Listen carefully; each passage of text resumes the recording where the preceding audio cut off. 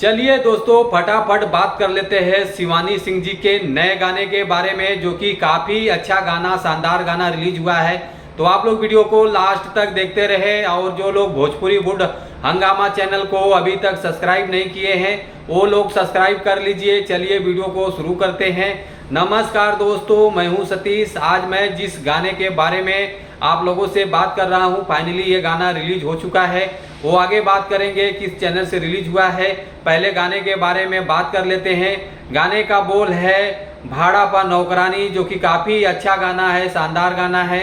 और इस गाने को गाया है शिवानी सिंह जी, और इस गाने को लिखा है आनंद प्रकाश जी, और इस गाने के म्यूजिक डायरेक्टर हैं आर्या शर्मा जी, और इस गाने के वीडियो डायरेक्टर हैं गोविंद प्रजापति जी, और डिजिटल लोग धुन। और ये गाना बहुत शानदार गाना है, और ये गाने को रिलीज करके 14 घंटा हो गया है।